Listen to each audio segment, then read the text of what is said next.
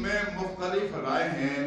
American یہ کہہ رہے ہیں کہ یہ رشیا نے اس کو تیار کیا ہے۔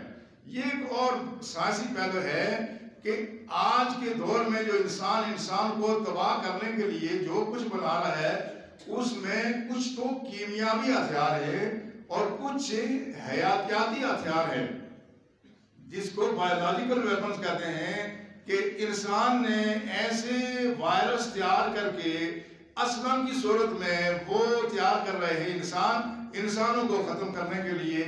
اور ایک مغرب کے ایک لادن، ایک ماہر ریاضی بٹن رسل نے کہا تھا کہ اس دور میں انسان کا سب سے بڑا دشمن انسان ہے۔ انسان کا سب سے بڑا دشمن اس دور میں انسان ہے۔ آپ اپنے ماحول میں ذرا غور کریں تو انسان کو سب سے زیادہ جو نقصان پہنچ رہا ہے وہ انسان سے ہی پہنچ رہا ہے۔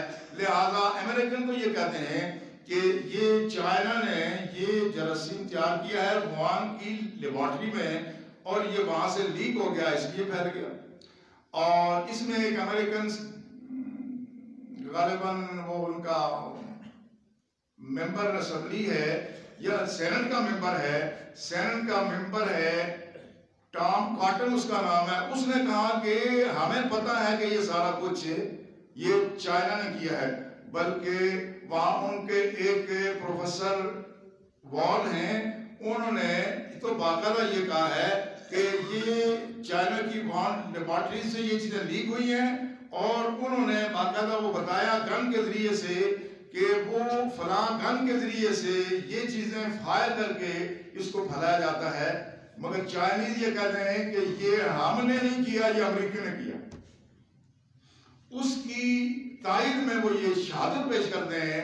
پچھلے عرصے میں آپ نے سوشل میڈیا پہ ایک وائرل تصویر دیکھی ہوگی یا ویڈیو دیکھی ہوگی جو صدام حسین کی ہے، جس میں صدام حسین یہ بتا رہے ہیں کہ امریکہ نے مجھے دھمکی دی ہے کہ میں ایران کے خلاف کرونا وائرس استعمال کروں گا۔